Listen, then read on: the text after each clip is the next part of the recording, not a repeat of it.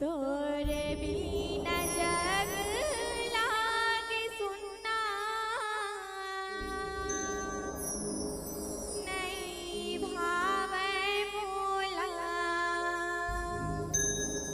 सोना चांदी माली अटारी, तोरे बिना जग लागे सुनना, नहीं भावे मोला। सोना चांदी माली अटारी। बोल शीतला माता की जय। तोरे बिना जग लागे सुनना, नहीं भावे मोला।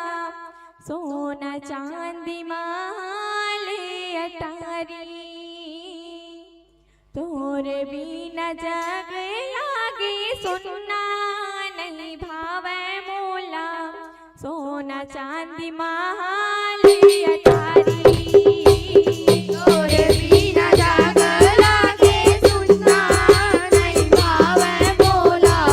सोना चांदी माले अटारी, तोरे बिना जग लागे सुनना, नहीं भावे मोला।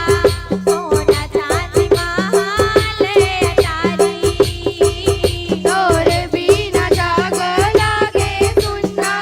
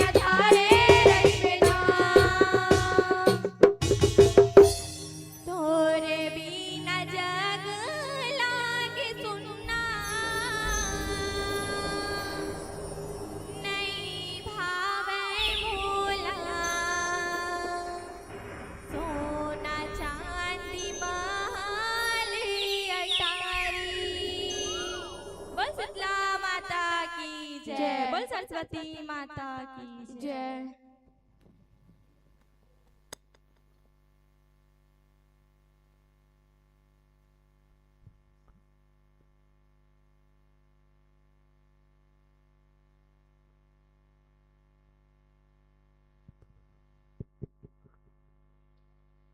बहुत ही बढ़िया प्रस्तुति दीदी मन के।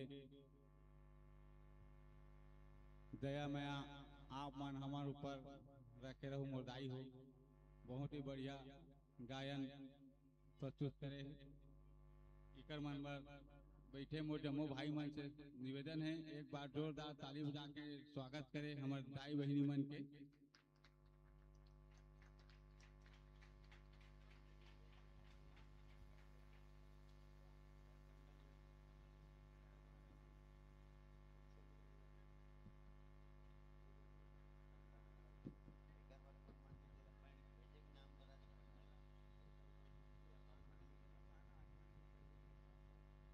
इसके पश्चात बम लहरी संत समाज जस जगराता परिवार परसदा कुम्हारी दुरुप,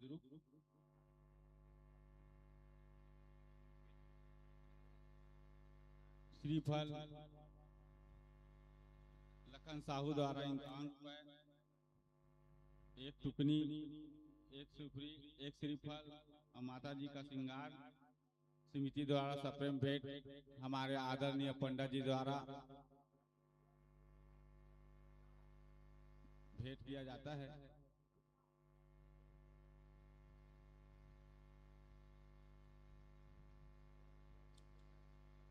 आने वाले वर्षों में आपका सादर आमंत्रित है।